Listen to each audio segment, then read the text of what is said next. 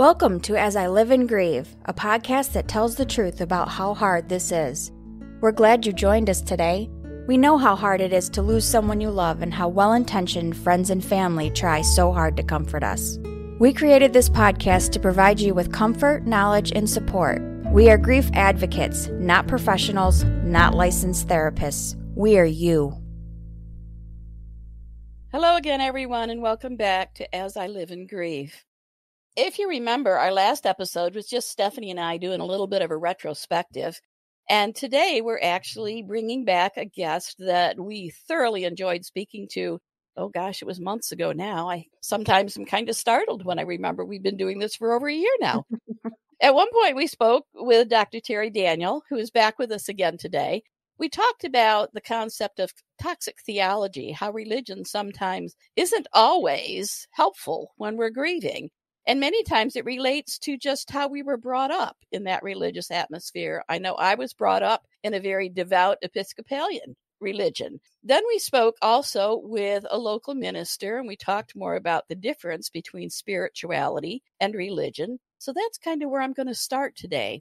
If you remember from talking with Reverend Green, we kind of decided on a very loose definition that religion related more to the church-type community family and having that family support you because you all believed in the same thing, the same dogmas, the same doctrines, the same protocols, if you will, about ceremonies and special milestones in life.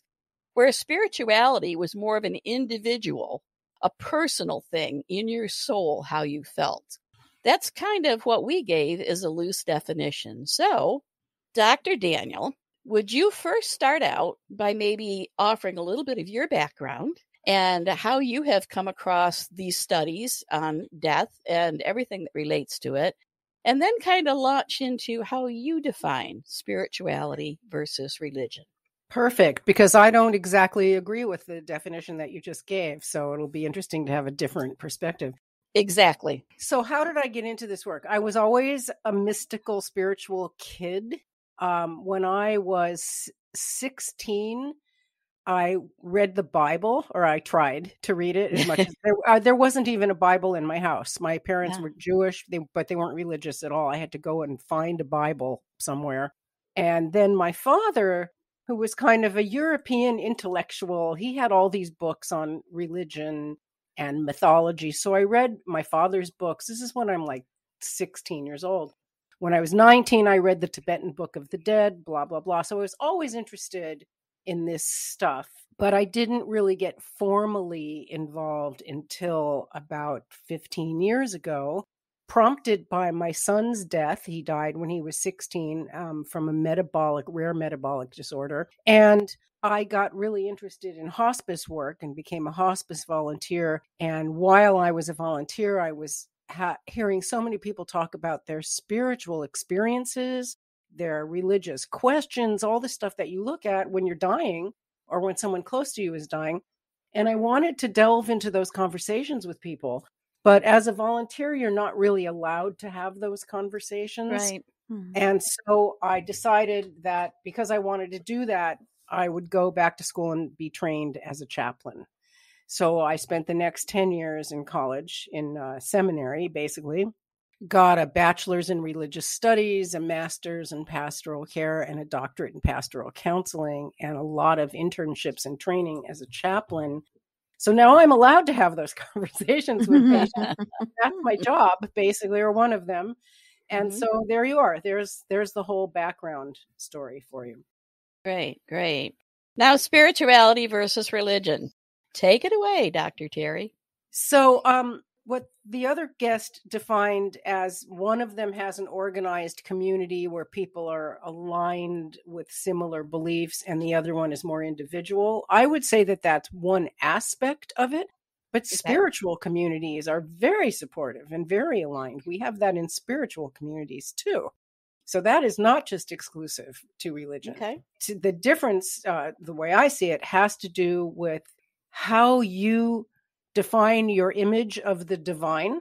So religion sees God, and I'm doing air quotes here, which your listeners can't see right now, as, an entity or a being that created everything and watches over everything and has an opinion about everything and has preferences and judgments about who we are and what we do. And religion's kind of based on that image of God, where spirituality is based on a non-humanoid or non-anthropomorphic, as we call it in academia, image of God, which is just, God is just an energy. And it really has no particular form. It doesn't care what you do. It doesn't have a code of ethics. It kind of just allows everything to be what it is. And we find our own way with our own internal moral compass and ethics. So it's not dictated by rules of behavior, because the God of spirituality doesn't make rules, because it's not human. It's just this sort of natural flow of creation in the physical and non-physical universe, versus religion, which has codes and narratives and history stories and all of that. So to me, that's the difference. That's interesting. And I found a quote from Christopher Hitchens, who is, I think he's Belgian. I also think he's deceased now, but he was a journalist. And this quote, religion is not the belief there is a God. Religion is the belief God tells you what to do. Good. That's great. You like that? Yep, that sounds like Hitchens, definitely. So that kind of summed it up for me a little bit. And then to represent the other side, Brian Molko, who's a performing artist, and I think he's, I don't know, he might be German, I'm not sure. He says, quote, "I'm not religious, but I'm definitely a very spiritual person. I've always said that religion is for people who are scared of ending up in hell. Spirituality is for those who've already been there," end quote. Yes, I've heard that quote before. I think that's really good. I like that one too. So, and I'm kind of a quotes person, and I like those things that kind of really nail it down for me about a concept or something. Now, I remember growing up that I reached a point in my life where the religion that I had grown up in just wasn't as important for me. I had a lot of questions about it and didn't understand why you'd be punished for doing some things and why there was that belief. And, hell probably entered into it too, because I wasn't exactly on the right track. But when somebody would ask, "Oh, what church do you go to?" or "What religion are you?" I almost felt shamed. And that's part of this concept I think you have, and you talk about a lot, about sometimes how religion can kind of work against us. So how do those beliefs that maybe we've been brought up in, how can those impact us in grief? And I know many people, one of the first things they say when there's a death of a loved one is, "Why did God do this to me?" Right. So before I answer that, I want to give you one more quote that you'll like. And this is from Linda Mercadante, who is a researcher and academic who has done research on SBNRs, spiritual but not religious. And she said, spiritual thinking relocates authority from external to internal. Oh, I like that. Yeah. So I like that. Yeah. So what you're talking about is, toxic theology, bad theology. And what is bad theology? There's a whole list of things that I can give you that define it, and I will give you that list. But it's essentially theologies that disempower us. And we have to remember that when the church, the Christian church, which was originally the Catholic Church, was first organized in the first 200 years after Jesus, the whole point was to disempower us, right? The whole point. Right. In fact, the whole point of monotheism overall, even in the Hebrew Bible, is to take the power away from us and give it to this scary father figure, God in the sky. So just that alone kind of starts everything out as somewhat toxic, because as Mercadante says, authority is now external. We have no internal authority. Right. And in religious communities and religious cults that are really dangerous to people, they actually tell you not to trust your internal authority. And that's actually in scripture. Don't trust your own understanding, Right. So toxic theology I'm going to give you a whole list of characteristics here. And you can find this also on the website for my new conference coming up, which is called the Conference on Death, Grief, and Belief. And it's deathgriefandbelief.com. And you can click on the link to Toxic Theology and you'll find all of this. But it's basically an authoritarian power hierarchy that demands obedience. I mean, we can just stop right there. That, we don't even need to add the other ones. That's religion right there. Policies of separatism. You're all going to hell, but we're not, right? Right. And also with that, if you're raised in a strict religious environment like that as a child, you're not allowed to associate with people outside of your religion or your community. Right. Which brings us to the next one, which is restricted access to outside sources of information. Mm-hmm. Being raised in a community like that, no TV, movies, books, music, nothing other than the approved religious material. You're usually homeschooled because you don't want to associate with all those heathens at public school. Right. And so it's and then the next point is a threat-based reality. Right. If you don't do this, here's a whole list of bad things that can happen to you. Including hell. You're going to hell. Yeah, hell is the big one, or not being taken up in the rapture. And a lot of children who are raised with this have what is known as rapture anxiety. And they're afraid, like when they come home from school and mom's not home, like maybe she's out in the garage or something, the kid freaks out that the rapture happened and the parents got taken and the kid got left behind. I hear this from people all the time. Wow. And there's a bunch of other ones. Psychological mind control that encourages isolation. Mm-hmm. Followers are held to a rigid, static system of belief. Questioning and exploration is discouraged. Outsiders are viewed with suspicion or disdain. Mm-hmm. Biblical texts are interpreted literally. Right. A belief that God rewards piety and faithfulness. And so on. This is a very long list, but those are pretty much Right. Exactly. I remember going to church. First of all, females had to wear some type of a covering over their head, whether it be a half veil. Can't wear pants. Oh, heavens, no! Of course, we couldn't wear slacks to school either when I was a kid. But anyway, I had to have a covering over their head. What else was there? Well, Sunday evening, of course, if you were a child, you had to go to youth group. And after the service or before, depending on your church, you had to go to Sunday school. Now, I was allowed to associate with other kids. I went to public school. But I remember a lot of my Catholic friends, you're talking about movies, are you going to go see this movie? Oh, no, I can't. Mm-hmm. No, it's on the Pope's list. and I could not believe that they couldn't go see a particular movie because the Pope said so. Mm-hmm. So that kind of relates to the control. Then as I grew, and when I got to the point, and actually it was a point where I discovered a different religion, that I felt just a little bit more empowered and not so much shamed. I felt like I was learning something different. There was more out there for me to understand. And once I really started to explore here and there in different ways, whether it was by reading or listening to conversations, I found that I felt so much more confident and powerful when I realized that it was up to me to make certain decisions about my life, and not a matter of getting down on my knees, praying and waiting for something to happen. I was the one that was responsible.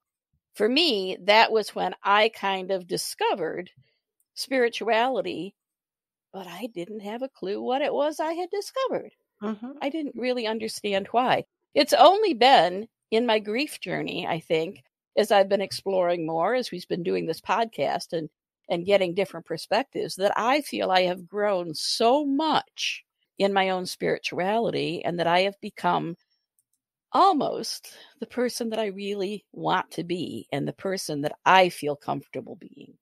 Yeah, it does absolutely do that for you. I didn't even know the Pope had a list. That, that kind of control is usually more evangelical Christian than Catholic. Yeah. That's where you find most of that. Here in the Yeah. movie, the pastor says we're not allowed to see. Exactly. Yeah. Of course, that was years and years ago. And it's just like the Friday fish fries. Mhm. That stemmed from the Catholic religion. Oh, And there are still people today that believe it's Lent, we must eat fish every Friday. Mm-hmm. Well, the church has also changed its position on suicides going to hell. And most Catholics do not know this. And because when they make a change like that, I don't know why, but they don't widely broadcast it. and that's the thing with these doctrines. Like, if these doctrines came from God, then why can you change it every time you have a meeting and you change catechism right. and change what God said? And so now they say, and because, going along with modern times and science is like sometimes people kill themselves because of, they're depressed. And it's mental illness, and we don't punish them for that. But this is only very recent. This is only like in the last 5 or 10 years. Oh, I wasn't aware of that. Yeah. So, in implications for grief with that, if you have a loved one who died by suicide, and you believe that suicides go to hell, that is going to mess up your grief process in a big way. Absolutely. Yeah, substantially. Now, you spoke about spiritual communities. How does someone, maybe who's grieving, who really has been questioning their religious beliefs and everything, but doesn't really quite know what to do about it, maybe they'll listen in, and maybe the concept of spirituality will kind of pique a little bit of curiosity. How would someone find a spiritual community? Well, when I say spiritual community, I don't mean like a place where everybody goes and lives on a commune. It's just people of like mind. And, when you're going through a life change like that, you have to rely on your inner resources, which include, hopefully, research skills and computer skills. So, we have this amazing thing called the internet now. It's real easy. You just have to spend some time Googling, read articles, read books, listen to podcasts. You find your way. The research process is part of the healing process. And you find stuff that resonates with you and stuff that you like and stuff that you don't like. And you just have to go through that process of discernment that we all did that. That's how we got here. And so your spiritual community is like, you have a Facebook group, that's dedicated to something like after death communication and near death experience. Whatever the thing is you're looking for, you find community. It's easy. Right. Yeah. Yep. You're right.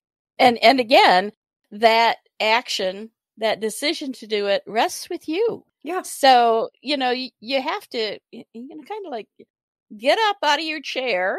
Well, you probably be in your chair if you're researching the internet, but do something about it. If you don't feel your grief is moving you forward, think about why that may be. Think about what you might need and do something about it. Yeah. Because it will make a huge difference. And especially if the reason you're not moving forward in your grief is because of religious beliefs. If you feel, I'll give you an example. A client I had many years ago, her son died of leukemia at 9 years old. And she felt that this was happening because God was punishing her for having an abortion 20 years earlier. That was her belief. So she believed it's my fault that my child had to suffer and die, which is a terrible thing to live with.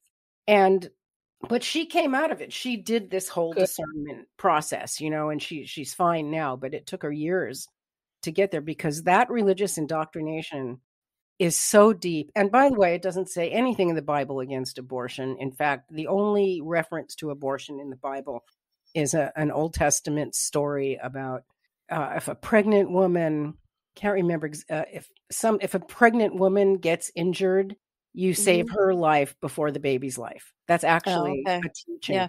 And so, there's also another teaching somewhere, I can't remember, maybe in the book of Numbers or someplace, where the test of an unfaithful wife, if you think your wife's been unfaithful, you can give her this magic potion to drink if she's pregnant, and it will abort the baby.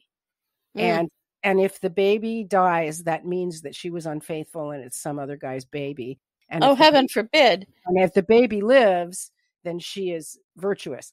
And so it's actually saying, yeah, you can take a potion and cause an abortion.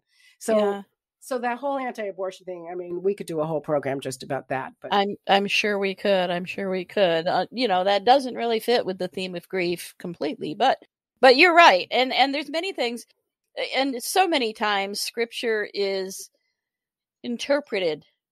It's interpreted for sermons. It's interpreted in essays and everything like that. So consider that for a moment. Consider the perspective of the person who's using that Scripture. Again, you are the important one. You are what's that old poem? You are the captain of your soul. It's kind of the right reference. Could we turn for a moment to children and religion? Sure. And how, in parenting, how you can kind of guide your child more toward the spiritual aspect as opposed to the religious one. Because a lot of kids are still going to parochial schools. Right. Well, that would be one way, is don't send them to parochial schools. Right. Again, that's easy. Give them a wide berth, so to speak. Mm-hmm. Give them books to read about world religions, take them to various kinds of religious services, introduce them to different ways of thinking and different sorts of practices and ceremonies. It's easy to raise a kid that way. Mm-hmm. The problem with a lot of parents of young children is they're under pressure from their parents. Yes. Good point. That's where it comes from. Yes. And, and what's interesting is but here's a statistic that I just pulled up for you. This is from 2010, that roughly half of white Americans have departed from their parents' religious stance, either through switching to a different religious tradition or by having no religion at all. So, the statistics on spiritual, but not religious, show us a lot about where people are going. Millennials, which are the age of people having young children right now, are the least religious group we've ever had in history. So that particular problem is getting better. Yeah, good. Than it was, when we were kids. But I see so much of the time, I belong to a lot of groups on Facebook that talk about this. And one of them is a group of former Mormons. And, the parents have disowned their adult children who have young children because they're not Mormons anymore. No, because they're not raising the kids Mormon. Yeah. Wow, that's, for me as a mom, that just sounds so harsh. Because I certainly would want my children to, I bring them up the way I believe, and then I would hope at some point they begin to question things themselves and choose their own beliefs. Speaking as your daughter, when I grew up with, grandma, extremely religious, and if I did not baptize my baby, that child was going to go to hell if anything happened to it. And I remember the countless discussions I had with her, and the interpretation of different Bible things. And grandma, why does your church do this? And what do you mean? Why do they do that? And how dare you question that? But I mean, still, I was her granddaughter, and she knew that inside I had a good heart. Even though I didn't go to church every Sunday, but I went to church. When we were going to church, and a couple different religions we went to, but I grew up having the ability to research things and have my own feelings and question things. And so that's why I believe in what I believe in. And my children, they've gone to church with grandma and grandpa. They can question things, and I don't get mad. I think that that's part of making them a human being in today's society. Everybody's going to think and believe something different, and that should be okay. Let them have their own thoughts and religion. Right. And just as a side comment, I believe to this day that at some point when none of us were paying attention, grandma herself baptized your kids. She probably did. I'm sure she did, because that was the fail safe. If, for example, what denomination is grandma? That was Episcopalian. And I remember her, my firstborn child, was in crisis and was actually stillborn, and then they resuscitated. And Grandma's first question to me, my mother's first question to me was, did someone baptize him in the delivery room? Because it was always kind of the fail-safe method, if you will, that in case of a crisis like that, if an infant was either stillborn or dying, or if there was an extreme emergency, any member of that faith could baptize that child. Right, because otherwise they're going to hell. Exactly. So your stillborn baby is going to hell, which means every non-baptized Jewish, Hindu, Buddhist, atheist baby is in hell right now for eternity. Right. And but that's how strong the beliefs of religion can be. Right. Oh yeah. And they can really instill in you. And we all kind of laugh and get sarcastic about things like don't drink the Kool-Aid. But I'm sorry, some of those doctrines that were instilled in people that I know or knew as a child and everything, even my own parents, was that strong. Oh, yeah. And I can only imagine if my beliefs were that strong, for the deaths I have encountered, a newborn child within 24 hours of birth died. My father of cancer, my mother of failure to thrive. So she was almost 92, or she was 92. And then my husband of cancer. Where would I be in my grief journey if I felt I was being punished? Mm-hmm. Right. And there's also another side of that view. So the Christian apologetic answer to what you just said is, like, why did God let this happen? Would be, God works in mysterious ways. God has a plan. God wanted your child in heaven more than that, which is just a complete cop-out. And the real answer is there is no answer. We don't know. Right. I mean, why did your mother die? Because she was 92. Everybody dies. There's no big mystery there. You know? And you can be very scientific and say, why did this child die? Well, because, they were strangled in the umbilical cord and didn't have I mean, there's like a medical answer. But what happens is we, as humans, try to assign meaning to our experiences. Exactly. And so that's why we created religion. So why can't the meaning be, well, I guess this little baby is a teacher for me, and this experience is going to redirect my life into something else that it wouldn't have been otherwise. But yet religion creates the most toxic possible option for a meaning.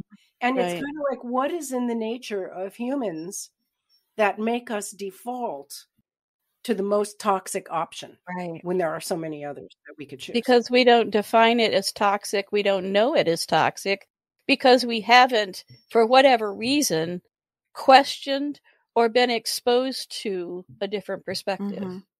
Well, but then we can look into religious history and say, why did the tribe that created the God of the Old Testament, the God of monotheism, create that kind of God, who was a psychopathic warrior God who, was all about genocide and slavery and, I mean, all this stuff is horrible. And so I always look at it like, who made that up? Right. Some humans did, and they cast this God with this personality. And there's a reason for it. The reason for it is that particular tribe in that point in history wrote that particular legacy to support their agenda, which every tribe does. And their agenda at the time was to acquire as much land as possible and become the dominant force in the land. So if that's what your plan is, you're going to create a God that supports that plan. Exactly. Oh gosh, I say this every week that we have a guest and we really get going on conversations. And this topic for me is extremely fascinating. And I continue to dabble here and there with my best friend Google and Amazon on occasion and everything like that, because I find that with everything I read, every perspective, I grow from it. That's just me. And in fact, recently I discovered that my primary archetype is the sage. So that's why, but that's me. Not everybody will be like that.